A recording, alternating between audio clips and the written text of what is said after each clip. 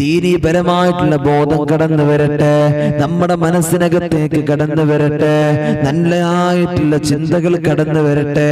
നമ്മുടെ ഹൃദയത്തിൽ മാത്രം വന്നാ പോരാ, നമ്മുടെ വീടിനകത്ത് നമ്മുടെ പ്രിയപ്പെട്ട മക്കളുണ്ടല്ലോ, ആ മക്കളുടെ ഹൃദയത്തിലും കൂടെ കടന്നു വരട്ടെ.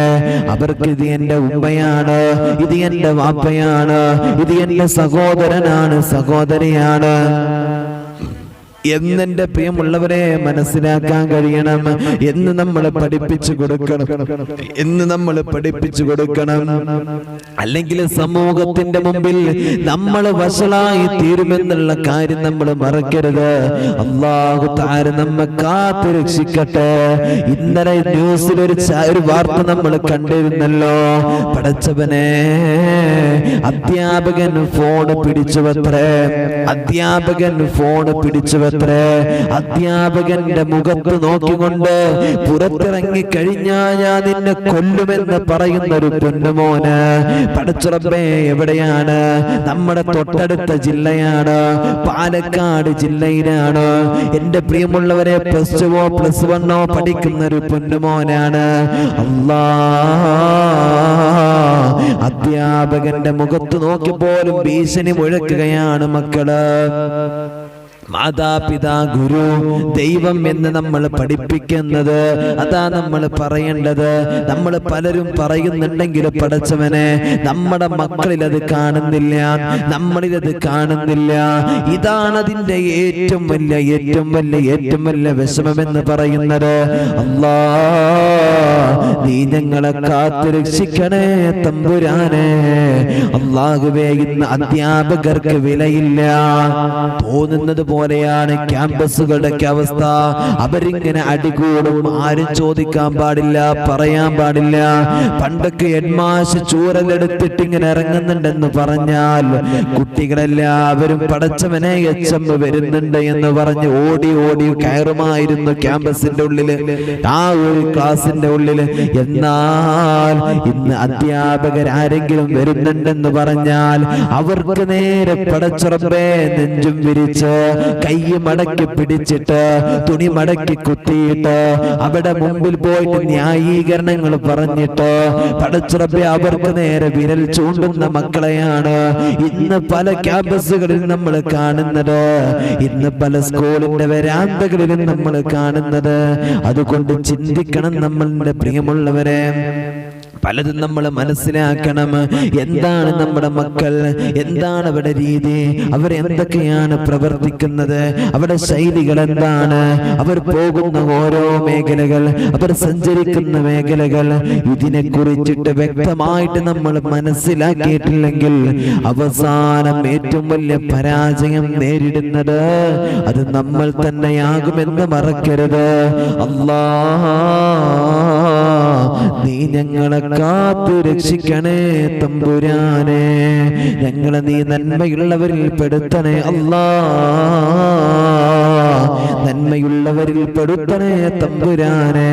പല രക്ഷിതാക്കളും പറയാണ്, സ്കൂളിൽ നിന്ന് അധ്യാപകൻ വിളിക്കാൻ, നിങ്ങളുടെ പൊന്നുമോൻ ഇങ്ങനെയൊക്കെ പ്രശ്നങ്ങളുണ്ട്, നിങ്ങളുടെ മകൻ ഇങ്ങനെയൊക്കെയാണ്, ഇത്രയും മോശത്തരങ്ങളാണ് ഇവിടെ കാട്ടുന്നതെന്ന് പറഞ്ഞിട്ട് നമ്മുടെയൊക്കെ ക്യാമ്പസുകളിൽ നിന്ന്, പല ക്യാമ്പസുകളിൽ നിന്ന് ഉമ്മമാർക്ക്, വാപ്പമാർക്ക് രക്ഷിതാക്കളെ വിളിക്കുമ്പോ പല രക്ഷിതാക്കളും പറയാണ്, എന്റെ കുട്ടി അങ്ങനൊന്നും കാട്ടൂല, എന്റെ കുട്ടി അങ്ങനൊന്നും പ്രവർത്തിക്കൂല.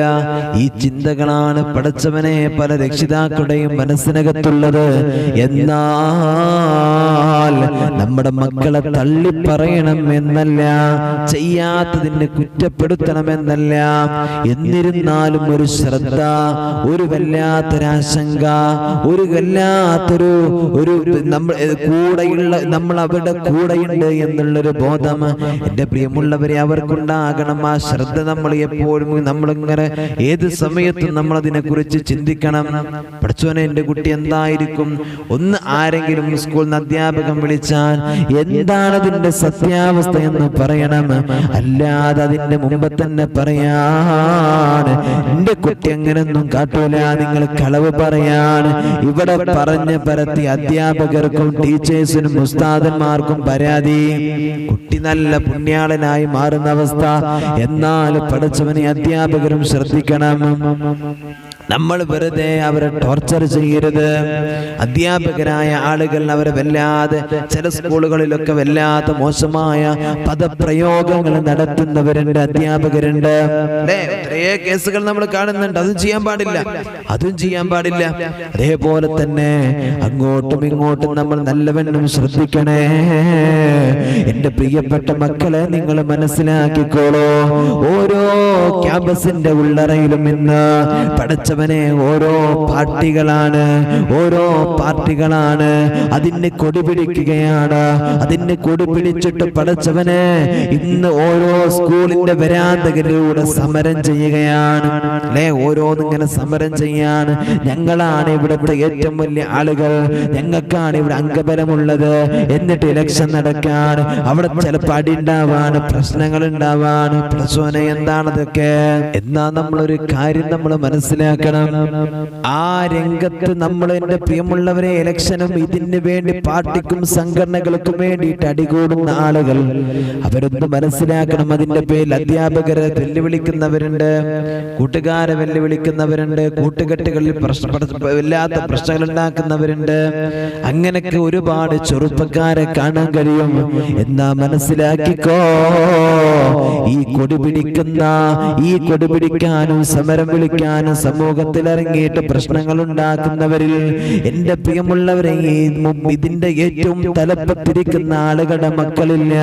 അവരൊക്കെ ഈ വിദേശ രാജ്യങ്ങളിൽ പോയിട്ട് നല്ല പഠനം കാഴ്ചവെക്കാണ്. അവർ എഞ്ചിനീയർമാരാണ്, അവർ പഠിച്ചവനെ അഡ്വക്കറ്റുമാരാണ്, അവരൊക്കെ നല്ല നല്ല ജീവിതത്തിലാണ്. എന്റെ പ്രിയമുള്ളവരെ, ഡോക്ടർമാരാണ്. എന്നിട്ട് അവരുടെ അങ്ങനെ വല്ലാതെ പഠിച്ചവനെ സുന്ദരമായ ജീവിതമാണ്, പണത്തിന്റെ മുകളിൽ ആഡംബരമായ ജീവിതം നയിക്കാണ്.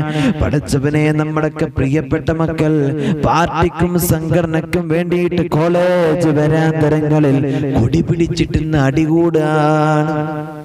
ഇതിന്റെയൊക്കെ നേതാക്കന്മാരെ മക്കളെന്നതിനിറങ്ങോ? ഇതിന് കൂടോ? ആരും വരൂല. ഇതിന്റെയൊക്കെ പിറകിൽ പിന്നെ ആരാ? പാവങ്ങളായ പട്ടിണി പാവങ്ങളായ മക്കൾ അല്ലെ, ഒന്നുമില്ല. ഇതിന് വേണ്ടിയിട്ട് അങ്ങോട്ട് ഇറങ്ങിയിട്ട് അവര് സമൂഹത്തിന്റെ അവരെ വലിയ വിലയൊക്കെ നഷ്ടപ്പെടുത്തിയിട്ട് ജീവിക്കുന്ന ഒരു സാഹചര്യം. അല്ലാഹു തആല കാത്തുരക്ഷിക്കട്ടെ എന്റെ പ്രിയമുള്ളവരെ. അതുകൊണ്ട് ക്യാമ്പസുകൾ, ഞാൻ ആ ഒരു മകന്റെ വീഡിയോ അങ്ങനെ കണ്ടപ്പോ വല്ലാതെ അത്ഭുതപ്പെട്ടു പോയി. കാരണം ഒരു അധ്യാപകന്റെ മുമ്പിൽ ഇങ്ങനെ ചാരിയൊക്കെ ഇരുന്ന് ഒരു വല്ലാത്ത അവസ്ഥയിലൊക്കെ ഇരുന്നിട്ട് എന്തൊക്കെയാണ് ആ മകൻ, ആ ഒരു പൊന്നുമോനോ വിളിച്ചു പറയുന്നതെന്നറിയോ? കൊല്ലും, വീഡിയോ എടുത്താൽ അത് കാട്ടും, ഫോൺ പിടിച്ച് ഫോൺ മര്യാദക്ക് കൊണ്ട് അങ്ങനെ കാട്ടും. ഒരു വല്ലാത്തൊരു സങ്കടപ്പെടുത്തുന്ന രീതിയിലുള്ള ഒരു അവിടുന്നുള്ള ഭീഷണിയൊക്കെ മുഴക്കുന്നത് കണ്ടപ്പോൾ എൻ്റെ പ്രിയമുള്ളവർ അറിയാതെ കണ്ണ് നിറഞ്ഞു പോയി. അല്ലാഹുവേ പഠിച്ചവനെ, നമ്മുടെ തലമുറ ഇങ്ങനെയാണോ ജീവിക്കുന്നത് എന്നറിയാതെ ചിന്തിച്ചു പോയി. അല്ലാഹു തആല നമ്മുടെ മക്കളൊക്കെ കാത്തുരക്ഷിക്കട്ടെ. അതുകൊണ്ട് മക്കൾക്ക് ദീനീ ബോധം കൊടുക്ക്. ഇത് എൻ്റെ അധ്യാപകനാണ്, ഇതെൻ്റെ ഉമ്മയാണ്, ഇതെൻ്റെ വാപ്പയാണ്, മറ്റു ബന്ധപ്പെട്ടവരാണ് എന്ന് ചിന്തിക്കാനും അനുസരണ കൊടുക്കാനുമുള്ളൊരു മനസ്സെൻ്റെ പ്രിയമുള്ളവരെ നമുക്കൊക്കെ ഉണ്ടാകണം. അല്ലെങ്കിൽ നമ്മൾ പരാജയപ്പെട്ടു പോകും. അത് നമ്മൾ ശ്രദ്ധിക്കാതെ പോകുമ്പോഴാണ് മക്കൾ കയ്യിൽ കരുതിയ കാലയെ കൂട്ടി കണ്ടറിഞ്ഞ ആ പിച്ചാത്തി കൊണ്ടും വെട്ടുവാള് കൊണ്ടും പടച്ച റബ്ബേ മഴ കൊണ്ടൊക്കെ കൊത്തിയിട്ട് അവർ നമ്മുടെയൊക്കെ തലയെടുക്കുന്നത് എന്ന് നമ്മൾ മനസ്സിലാക്കണം. ഞാൻ ആലോചിച്ചു പോയി, പടച്ചവനെ, ആ ഉമ്മ, ആ പ്രിയപ്പെട്ട ആ മകന്റെ ആ ഉമ്മ എത്രത്തോളം വിഷമങ്ങൾ ഇതൊക്കെ സഹിക്കുമ്പോൾ, സമൂഹ മാധ്യമങ്ങളിൽ ഈ വീഡിയോ ഇങ്ങനെ പ്രചരിക്കുമ്പോൾ എത്രത്തോളം വേദന അനുഭവിക്കുന്നുണ്ട് ആ മകന്റെ കാര്യത്തിൽ എന്ന് ഞാൻ അറിയാതെ ചിന്തിച്ചു പോയി. അല്ലാഹു തആല എല്ലാവരെയും കാത്തുരക്ഷിക്കട്ടെ. അല്ലാഹു തആല നമ്മെ എല്ലാവരെയും നന്മയിലാക്കട്ടെ. നമ്മുടെ മക്കളൊക്കെ അല്ലാഹു തആല നന്മയിലാക്കട്ടെ. നമ്മുടെ മക്കൾക്ക് നമുക്ക് നന്മ വേണ്ടേ?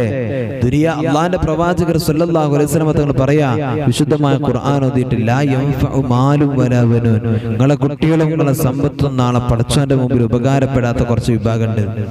അങ്ങനെ ചില ആളുകളുണ്ട്. എന്റെ പ്രിയമുള്ളവരെ, ദുനിയാവെന്നൊക്കെ ഇങ്ങനെ നമ്മളെ മക്കളെ വളർത്തിയാൽ നാളെ അള്ളാന്റെ മുമ്പിൽ നമ്മൾ ചെല്ലുമ്പോ നമ്മുടെ ഈ മക്കൾ നമുക്ക് ഉപകരിക്കുവോ? നമ്മുടെ മക്കൾ നമുക്ക് ഉപകരിക്കുവോ? ഇല്ല. എന്റെ പ്രിയമുള്ളവരെ, അള്ളാഹുവെ പഠിച്ചവനെ ഞങ്ങൾ സ്വീകരിക്കണേ. അള്ളാഹ് റാഹത്തിലാക്കണേ റഹ്മാനെ.